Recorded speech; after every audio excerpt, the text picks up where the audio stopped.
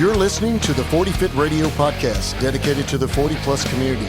Join us as we discuss the truth about fitness and health using science, reason, and the experiences of our host and content experts. Welcome to the 40 Fit Nation.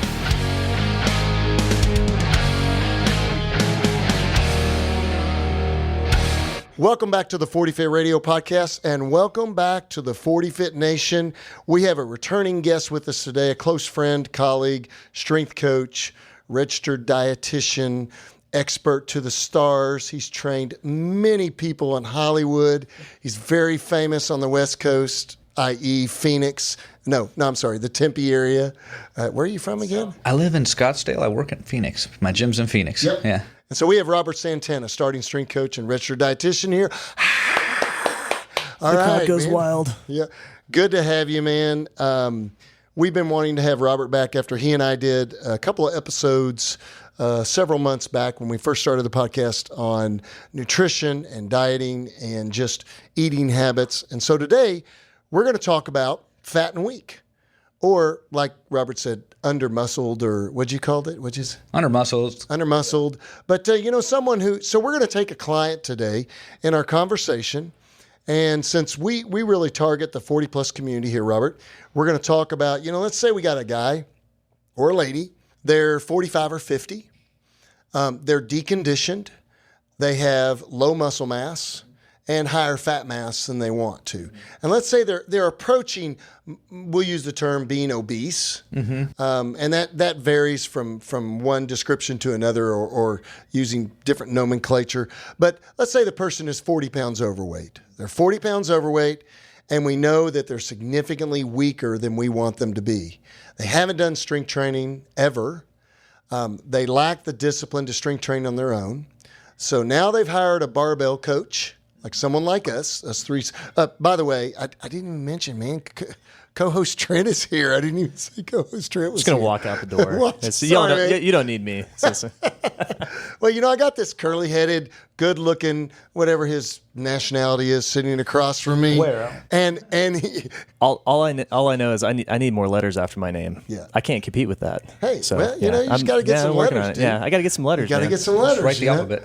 But, so you got this client that we're going to, first of all, we know we're going to do barbell training with them. We're going to increase their muscle mass. And we'll talk specifically about how we might go about doing that in the programming model. And second of all, we need to get them to lose body fat at the same time. So we're trying to gain muscle mass at the same time while we're losing body fat, okay? Now, my general rule of thumb has always been that that's pretty easy to do when someone is morbidly obese, when they're really big. As they get smaller, to me, in my experience, and you could correct me here if I'm wrong, to me, it gets harder as someone gets closer to their ideal body weight. It gets harder to gain strength at the same time with losing body fat, to put them in a calorie deficit maybe and still drive strength gains. So where do we start? What if someone comes to you, they walk into weights and plates? By the way, folks, Robert has a brand new gym in the Phoenix area. Where are you? Why did I say Phoenix? I'm in Phoenix. You're in Phoenix? Okay. Phoenix address, yeah. All right. He has a brand new gym in the Phoenix area. It's called Weights and Plates, and it's a starting strength affiliate gym. And he also provides custom nutrition programming for all of his clients who desire to receive that, right? Yep, that's correct. And so you not only get a starting strength coach with tons of experience, but you also get a guy that can dial in your nutrition, which is really going to determine how you perform and what you look like anyway. So congrats to you and getting everything rolling. I saw the gym. You got a ton of bling in there. You got some Alico stuff. You've got some Rogue stuff. You got a starting strength rack. You got great weights. You got a lat pull down, leg press. You're crushing it. You got, did you say 7 racks? 7 racks, that's correct. 7 racks. So it's a nice facility, man. So congrats for getting that put together. Yeah. So. Are you jealous of my lat pull down? I am. I told you I'm so shiny. Lat pull down. Is that a Rogue lat pull down? It is. God, man, those things. I want one so bad. I'm so cheap. I hate to admit it. I've been looking at the little attachment they have, the arm that goes on the rack, And I just can't bring myself to buy it yet. But we did buy a leg press recently. Yeah, we did. We Did got get a the leg good press. leg press. And you got a leg press too. Did you buy a Rogue leg press? I bought a used one. Hell no, I Yeah, didn't buy a Rogue. yeah. No way. Yeah, it's so expensive. But we bought a used one too. But we got a great deal on a leg press.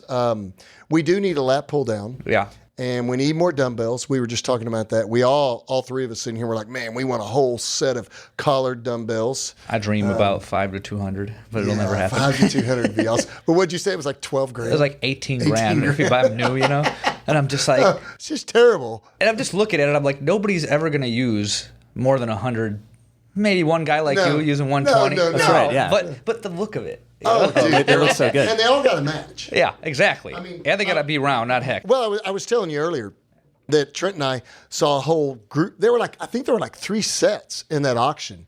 Yeah, there at were least, 3 different at sets in least. that auction. But the problem was you had to bid on each individual dumbbell. And I was like, why don't they sell it in a freaking lot? I don't want to win 4 of one type and 6 of another No. type. Yeah. That's so stupid looking. So, but that's how they had them listed. So we didn't bid on it. But we did win the leg press. And yeah, your gym looks awesome, man. And I know more importantly than anything, if anybody wants just excellent quality training with real science-based, evidence-based results and the good nutrition, that's a great place to go. So visit his gym. So, all right, let's start with our client. We need to have a client name. Is it going to be a male or a female? What's the demographic in your gym? Well, we have more females than we do males here, actually. Okay. So let's say it's a female, overweight, 40 pounds overweight. Let's just say she's 45 years old, and she's never lifted before, but she's done a lot of Zumba and yoga. Okay? So that's our client. So let's go from there. Take it from there. So I think we should talk about the male too afterwards because Yeah, absolutely. in my experience, it gets a little bit more complicated with men. Typically, you get your overweight female client, like what you described, and you have them start training, and you put them on a calorie deficit. I've seen women lose weight and have a nicely run LP on 1,200 calories. Now, mind you, this is a self-report, so it could be 1,500 or 1,600, but they're eating a lot less than the men are eating. Yeah. And getting away with a lot more. You've seen this, right? Yeah. Oh, absolutely. Absolutely. Yeah. Yeah, so typically the first thing, regardless of gender, that you want to cut in any type of a diet is, cut the fat out. And in the last 9 months, I've changed my approach to assessing people's diets. And I think this is an important thing to talk about here. Traditionally, diets have been assessed using self-reported measures, so people pretty much write down what they eat or type it out or send you some sort of a food record, a written account of what they're consuming. Last November, I decided, well, let's change this up. Let's have them take photographs of their food. Then they can submit their food. Then me as their coach, I can see what they're eating, and I'm like, whoa, wait a minute. That is not 1 cup of rice. That's 6 cups of rice, Yeah, sure. And I got to tell you, I've been doing it since November, so about, 6 plus 2, 8 months. Yeah, 8 months now, I've been just looking at photo diaries, and for some of my clients, I look at it every single day. So, Right. And they pay me, and then every day I get a notification from True Coach, which is the software program we all use here. Right. Originally designed for training, but instead of having them post a video, I have them post a picture of their plate, their cups, all their food. You do that with the clients that you do nutrition program that I have online clients with. Yeah. Yeah, I can see they'll post a picture of their food and everything. Yeah. And then I could see, and what I've tended to observe is the average person that comes in and wants nutrition coaching, I just see a lot of fatty foods there. So I just try to trim the fluff off immediately. So I say, hey, 1 slice of cheese, not 3, or let's go to a leaner cut of meat, let's drop the milk fat, things like that, or stop ordering French fries, order some steamed vegetables. And depending on the person, you might not be as aggressive with one person versus another. It just really depends on how poor their diet is. But the reason you want to cut fat first, and I think I covered this in our previous talk, was that fat is probably the least productive macro from a training standpoint. It's not going to really contribute to muscle gain. It's not it's not going to give you more energy while you're lifting. You really need protein to rebuild the muscle. You need carbs to fuel your workouts. So I try to keep that up as high as possible for as long as possible. Now, typically, if you're just talking in general, male to female, everything else equal, female's going to have less lean body mass. So she's not going to need to eat as many total calories, not as much protein, not as much carbs. And the absolute amount of weight tends to be less, too. If you take 2 individuals, 1 male, 1 female, and run them up on an LP, the male's almost always going to lift more. Other things consistent. Yeah, they've got more Sure, muscle sure. mass. They can gain more. They can produce more force and just get stronger over time. Yeah. Yeah. So, all right. So I want to go to back to what you said about the fatty foods that you observe. So when somebody is first starting to send you pictures of their food, are you noticing that they're overeating fatty foods that are processed, or they're overeating whole foods that are just too fatty? It's a combination of the two, because you'll see hamburgers and then you'll see French fries and potato chips and cookies, Right. Because I get the sense that a lot of people, most people may not be familiar with a scientific approach to nutrition, but they might be familiar with something like Whole30. Yeah. Where they think, okay, well, I'm eating whole foods, I'm buying single ingredients from the grocery store, but they're not thinking about the fat percentage of the meat that they're buying, for instance. That's a very good point that you bring up, because I find that when I'm talking to consumers, especially when I lived in California, I got more of this. They are concerned with a lot of minutia that doesn't apply to the situation that they're coming to me for. They're coming to me for fat loss. And fat loss, 80% of it's, caloric intake, maybe 90% of it's caloric intake. I'd be willing to go higher. Yeah. And it doesn't matter if that caloric intake, and I'm going to piss a lot of people off with this probably, it doesn't matter if that caloric intake comes from a genetically modified food or a natural food or a grass-fed cow or a corn-fed cow. Right.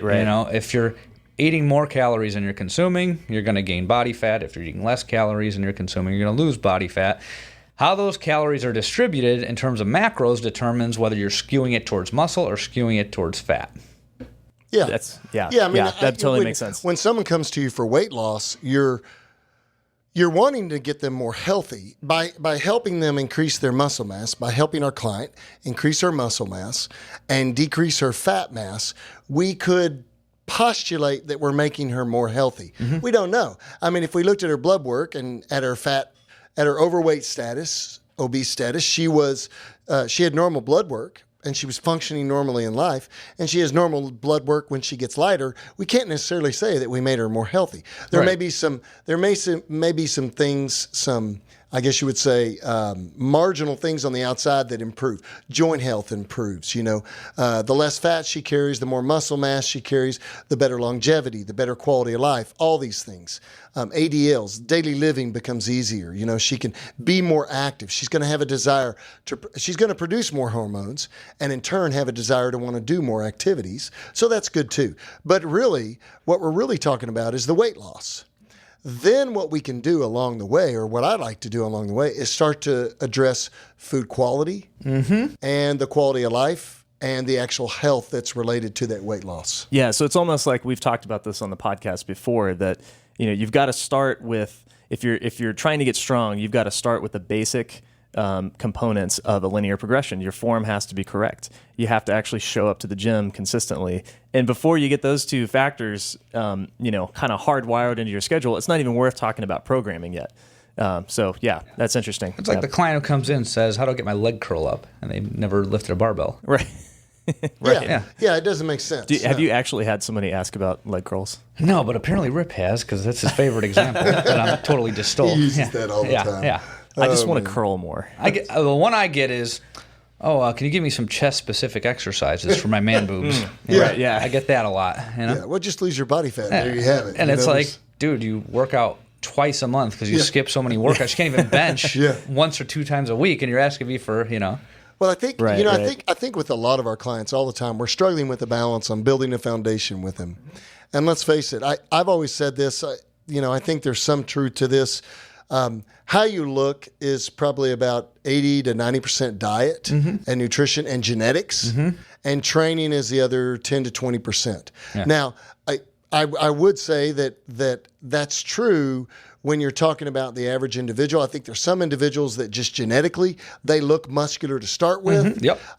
They can eat trash and they just look great. Yep. And we were talking about some guys earlier today. My stepbrother. Yeah. They just have great genetics. They have a great metabolism.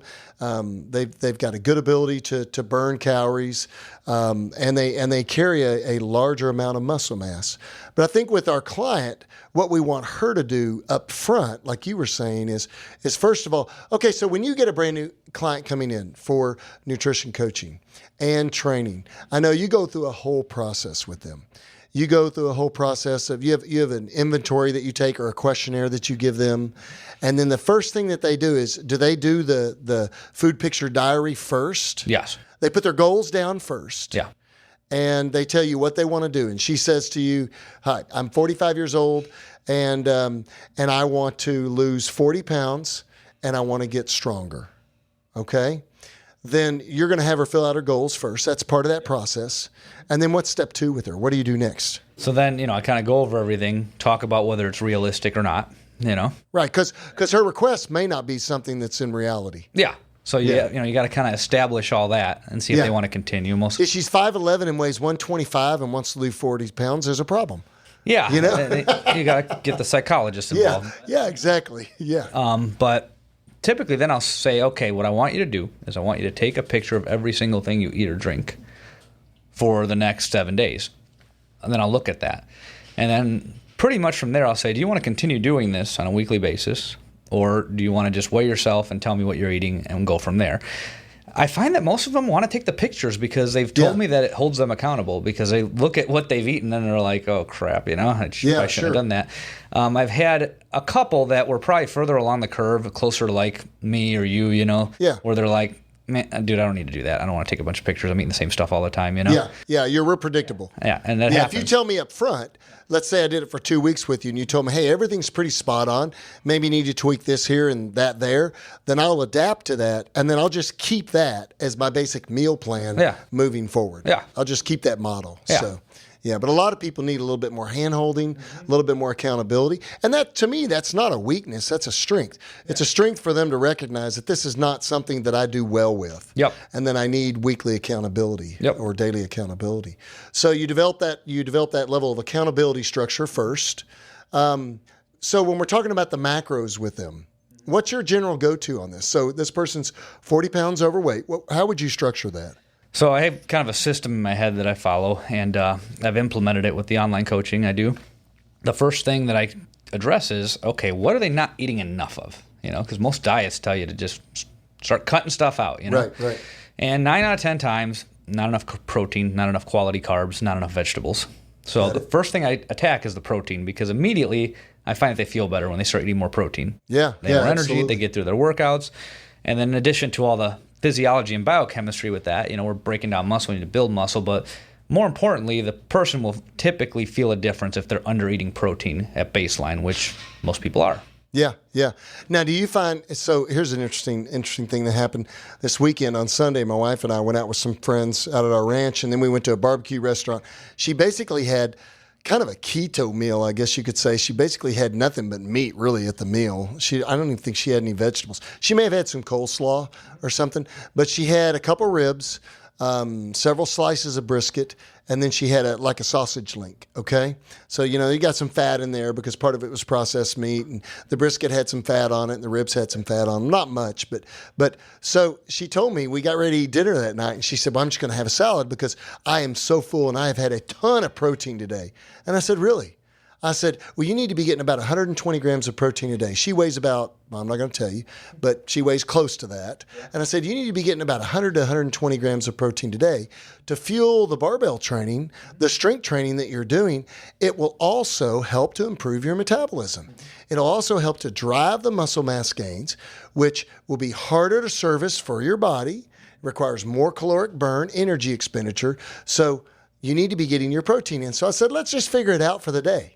So we went meal by meal, and we figured her protein. She had 70 grams that day. That sounds about right, 50 to 70 grams, what I tend to see. And she had a big meal of a bunch of meat, so she thought, man, I am over protein. She was still full from all that dense meat, at lunch. And this was probably like 7 o'clock at night. And she was like, well, what do I need to do? I said, go get one of those 30-gram protein drinks out of the fridge and drink the thing before you go to bed. So at least we got her up to 100. And I'm always telling her, if you want to lose weight and you want to gain muscle, you have to get your protein in. If you miss everything else, your protein has to be spot on. Is that? Do you agree with that? I would jive with that? Generally agree with that. Yeah. You can get into the whole semantics of, you can't gain muscle and lose fat at the same time. But yeah. I understand what you're saying, especially with a novice, they can. I think everybody universally agrees on that. Somebody who's a new lifter can do both. But if that's what you're chasing, if you want to maximize your probability of gaining muscle and losing fat, got to eat a lot of protein. Yeah. You got to start there. And train. Okay. So, right. So, and you got to do the right training, the right programming. So now we've got the client eating enough protein. We zone in on what next? Then we go to healthy carbs. Okay. For lack of a better word, I should say nutrient-dense carbs. Okay. And nutrients meaning not just macros, but your micros, your Right. vitamins and minerals. So I try to attack the vegetables first, to be honest, because most people don't eat enough of them. Yeah. And getting somebody to eat enough vegetables is a challenge in its own. So I start out by making them eat more, not less. And what ends up happening as an artifact of that is what happens when you eat a bunch of meat and vegetables? You get full. Yeah. So then are you going to want to grab that cookie now? Yeah, sure. Yeah. Sure. Yeah. Now, are you looking to get a significant amount of carbs through the vegetable intake as well, or is that more of kind of like a fiber thing? That's more of a fiber thing, a water thing. And it depends on the person. If I see vegetables already in their food, I'll just go to complex carbs. I'll be like whole grains, fruits, and legumes, Okay, yeah. So you're trying to get them away from the potato chips and going towards oats. Or, I'm trying to make them feel full. Yeah. Are you more of a single ingredient guy too? Do you try to focus on that too? Go into single ingredients versus Not things early that are on. processed? Okay. And not early on. I mean, if you eat the stuff that I'm talking about, it's going to end up being that. But I don't tell the person, if you get something with 3 ingredients, it's bad. No, I don't try to use that phrasing because then it gives them like food neuroticism, Sure, Okay, sure. That's a And good I point. think that's something important to mention because I was thinking that in the back of my head, female client base, let's say with this particular client, Susie, you're wanting to make sure too that you don't become a, like a better term, a food Nazi. You don't want to get to the point to where you're making her so neurotic about it. And I think you as the dietitian and as the coach have to figure out, what is this person's personality? What are their food habits? What is their psychology? What's their approach to food? Right. Like you said, are they a stress eater? Are they an overeater? We were talking about this earlier that a lot of these people that are significantly obese, they have an eating disorder, some type of eating disorder. So you've got to be able to assess that so that you don't create a bigger monster. Yeah. And have a bigger problem. Okay, so what kind of foods are people when you're talking about carb sources and going to healthier carb sources, more nutrient-dense carb sources?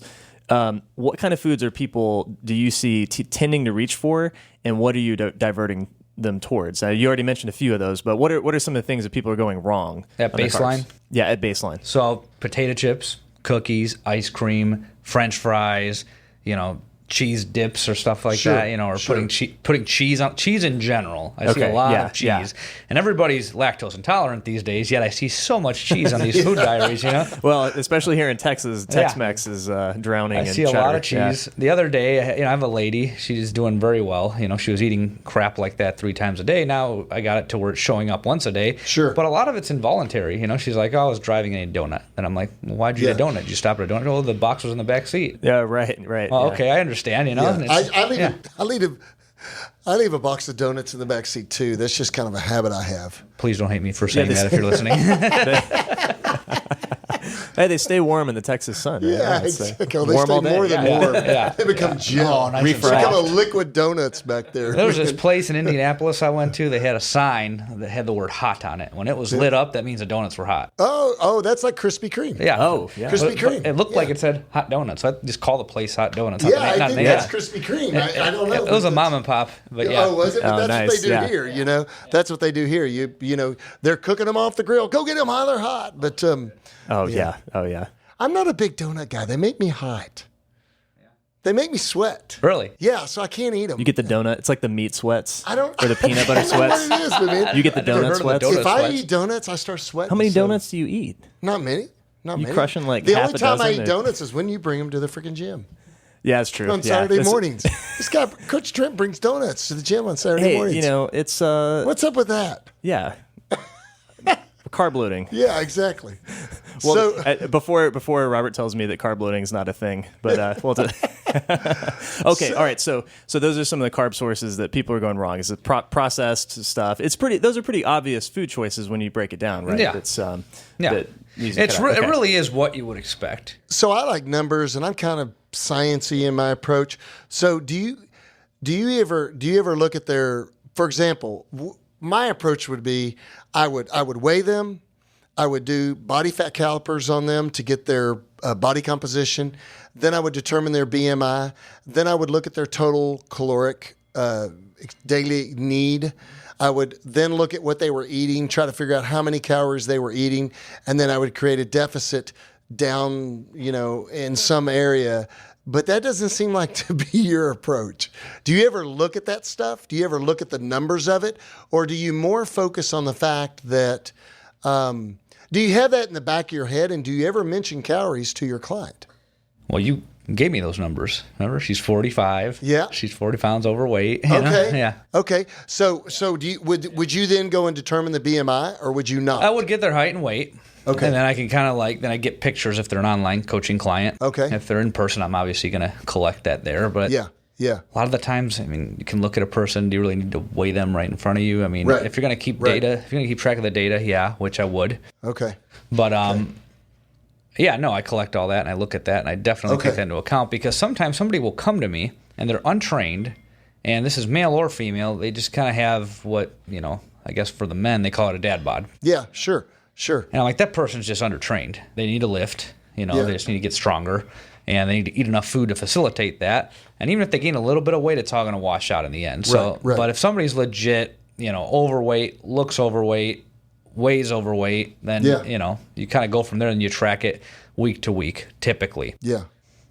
I've done it two different ways. So I like weekly weigh-ins, but then, so one thing you didn't mention about Suzy Q, which is something I would probably know more about because of what I do for a living, in addition to strength coaching, which we both do. Right. But if you're a nutrition coach, what you kind of tend to learn about Suzy Q, who's 45 years old, is Suzy Q's been dieting since she was 15. So this is probably her 50th diet. So you want to know, Yeah. you want some history on her. Yeah. Because you need to know, is she an up and downer? Yeah. Right. Has she gone up and down? Because that tells you something about her metabolic health. Yeah. And all those things. Yeah. Yeah. So you've gotten some of that data and you figured that out. Yeah. To see, if you're talking to someone who's basically just been morbidly obese or they've been heavy all their life, then you say to yourself, okay, this person is just basically just got some bad food habits, maybe, and it just has a natural tendency to be heavy, throughout their life. Doesn't really watch their nutrition, doesn't exercise, doesn't lift, doesn't do any of those things. But I think that's probably the exception to the rule. Yeah. I think most people are like what you're saying. Yeah. So I've had the privilege of working with mostly females. So I've consulted for Renaissance periodization for about, 2019 now? 3 years now. So it's mostly diet only. And most of their demographic is females 30 to 60. Yeah. That's what I get a lot of. Occasionally I'll get a girl in her 20s, but a lot in my CrossFit gym, several of my old CrossFit members would use Renaissance. Yeah. RP. Yeah, RP. For their nutrition coaching. Yeah, so I'm an RP diet coach. Yeah.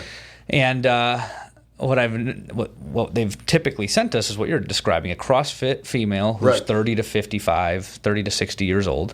And occasionally I get males too, but that's mostly what I get. Right. And then with Barbell Logic online coaching, I get mostly men in that same age range, 30 to 60. Yeah. So I've kind of seen the little quirks with both genders based on doing this. And you deal with different challenges. Do you have a question? Yeah. Yeah, no. I think it's super interesting. Yeah. That so between men and women, then do you see a differences mainly in that what you were just mentioning, that a lot of women have dieted on and off for a good portion of their adult life versus men? Are men doing that as much? Yes, and it's not 100% of the time this is not the case, but in general, what I've seen coaching, and remember, these are women that are paying me and hiring Renaissance, et cetera, so it doesn't represent every single woman in the world, but this is what I've seen, coaching hundreds and thousands of people. Generally, they've been dieting since they were teenagers. This is not their first rodeo. Right. Tried and read and done everything, And then with the men, they've just gained weight over time, a lot of the time. Yeah, right. I would think that's consistent with what I've seen, like in my physical therapy practice and in my gym businesses over the years. Men just gradually get a dad bod. Yeah. You'll have every once in a while client that's a guy that gains weight, loses weight, gains weight, loses weight. But that's not normal. That's not normal with guys. Yeah. Definitely much more prevalent with females. And it also, like you said, it changes their metabolic health. It also changes their behavior and how they see food, their eating habits, what they do when they stress out, all those things. Yeah. So is that your main reason, if you've got a female client in particular, is that your main reason you like to start focusing on habits first? Is like kind of as you spelled out your process, you might be doing some math in the background, but you're not sharing that with the client necessarily. That's with both, male or female. I always try to, habits are your foundation. Yeah. They've already built a house of cards and torn it down 50 million times. Sure. Yeah. Right. So Yeah. we need to get that foundation more steady this time. And that's whether they're male or female. Now, you deal with different challenges depending on gender, I've noticed. So, like, females will tend to over-communicate. They will tell you every single thing that's going on with their diet, and every single variable that could have possibly went wrong. Really? Yeah. Over-communicating, which is good for a coach. That is great. That's because great, you yeah. have a lot Yeah. of data to work with, you know? So, like, it doesn't bother me, But then what I learned working for Barbell Logic, dealing with men, they say, no, good week. Yeah. And I'm like, dude, you gained a pound. Why'd you gain a pound? And Yeah. that's just like, had a good week. Training's good. Unless they're my client, Oleg. Yeah, that guy. Oleg is awesome, man. He sends me spreadsheets. Freaking the Russian bear, man. Every That single guy- day, percentages, He is awesome. margins of error. Yeah, he's awesome, man. Yeah. So he's an outlier. Yeah, he's definitely an outlier. But no, I think that I like the approach though, is that, and I've always said that, you build the habits up front. Yeah. So you're not necessarily with that female client, with Susie, you're not necessarily looking at, and by the way, Susie is in no reference to any particular person, place. These are all made up people. Yeah, apologies to all Susies currently listening to the show. We'll call her Jane Doe. Yeah, Jane Doe. There we go, Jane Doe. So, but now the Janes are going to be calling in and complaining. But basically, you're really looking at habits. So you're not giving them a calorie target. It's more now. Do you go by macronutrients? Do you tell them I want you to have this many grams of protein, or do you tell them I need you to eat this many servings of protein? That will depend on the person. Okay, so you base the approach based on if they're a counter and they need calculations, you give them mathematics. Yep. Okay. Yep. Okay. I'm not really married to one method or style of nutrition coaching. Yeah, In general, if I have an exercising client, they got to eat carbs. Yeah. 9.9 out of 10 times. Now, I've had people on low carb that I have trained through it because they insisted they needed to be on low carb. Yeah. Yeah. And I didn't turn away business, and not because I needed their money. I'd explain to them why I don't normally do it that way. But I also explained to them, well, it's not necessarily bad for you to do it that way, but you may not be able to train optimally. And I'll walk you through that because what people don't understand, and I was talking to Andrew Jackson about this a couple weeks ago with regards to accountability. A lot of people pay for nutrition coaching because checking in with somebody alone keeps them accountable and they're more likely to do what they need to do. And I've had people, when I first started coaching anything, this was 10 years ago, when I started doing it formally, not just my buddy here, my mom here. Sure. I was at a Globo gym and the dietitian there, this place actually had dietitians at the time. She told me, she's like, when you're selling this, because, commercial gyms, they teach you how to sell. So she's absolutely. like, you have to sell the accountability. I'm like, is this part of some BS sales pitch? I didn't believe her because I've always been a serious trainee and I've always experimented with my diet in a serious note. And I didn't really get it until I started doing a large volume of clients on my own practice. And then people started telling me, they're like, I know what to do, but I need to check in with you. Otherwise, I won't do it. Yeah, you're just not wired that way, and neither am I. Yeah. But I think that's more prevalent than the way that we're wired. Yeah. That's more common. Yeah. Is that people just want to know that someone's looking over their shoulder and helping them through the process and calling a spade and being accountable with them so that they try to stay as close to the habits that you want them to stay as possible. Yeah. All right, that is the end of part 1 of our nutrition mini-series with Robert Santana. Robert, thank you for being on the show. This is a long and meaty discussion, so we thought we'd break it up into 2 parts. This first part was focused on habits. So the key takeaway here is if you need to lose weight, more specifically, if you need to lose body fat, right? If you got a dad bod and you don't want to have a dad bod, or you're just trying to lose the gut, lose some of the flab, then you heard it from Robert. You need to focus first on your habits because your habits are the foundation that you're going to build that body that you want upon.